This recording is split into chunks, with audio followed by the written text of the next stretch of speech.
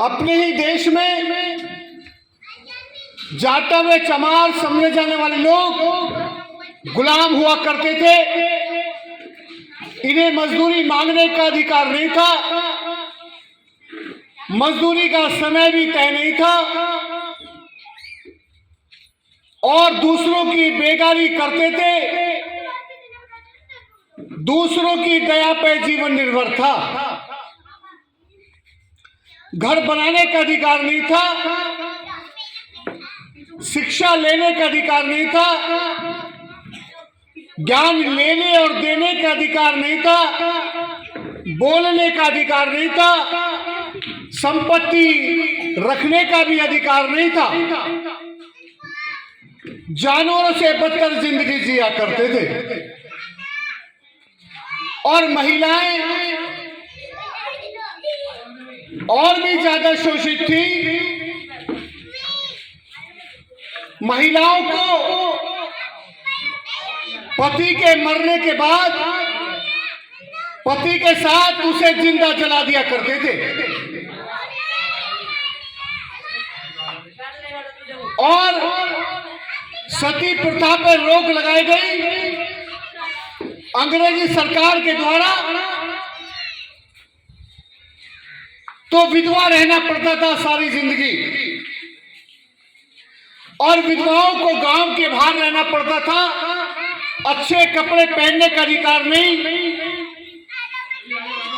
उन्हें किसी के शादी ब्याह में त्योहार में जाने का अधिकार नहीं, अच्छा खाने का अधिकार नहीं।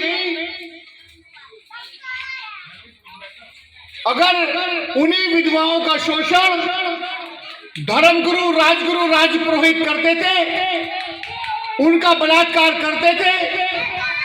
अगर महिला गर्भवती हो जाए तो वही धर्मगुरु उनको पंचायत करके उन्हें सजा सुनाते थे कि इसने पाप किया है, इसे जब तक पत्थर मारो जब तक ये मर ना जाए।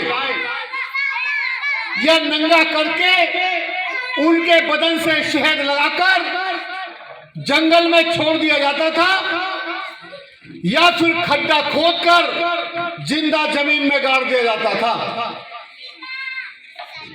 ऐसी अमानवीय व्यवस्था, इतनी क्रूरता इस संविधान के पहले थी, लेकिन बाबा साहब अम्बेडकर आए,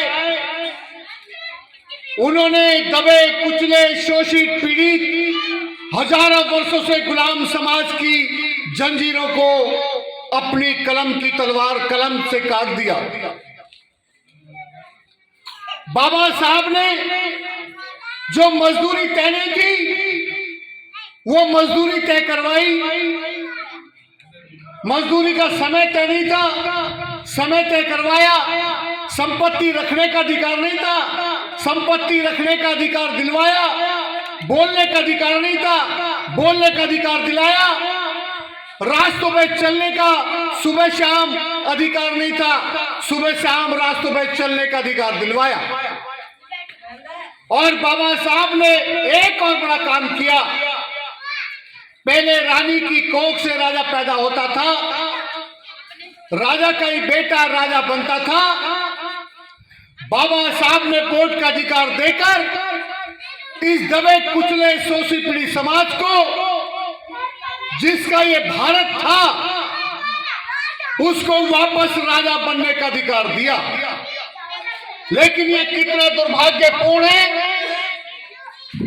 अगर इस समाज के बीच में आज लोग आते हैं, अगर लड्डू जलेबी साड़ी कमल बांटने आएंगे तो भीड़ लग जाएगी और पौवे बांटने आएंगे तो सारे चमार सारे जाटा यहां लाइन लगा के खड़े हो जाएंगे।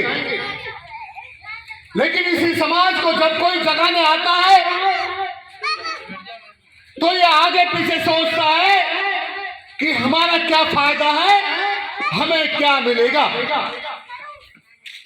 अगर आप लोग ये सुनना सुनाना बंद कर देंगे, आप किसी की नहीं सुनेंगे, अगर छोटे छोटे लालच में पड़ेंगे कि हमारा समय खर्च होगा, हमें तो अपने बच्चे पालने हैं। ये समाज मेहनत से मालदार नहीं हुआ।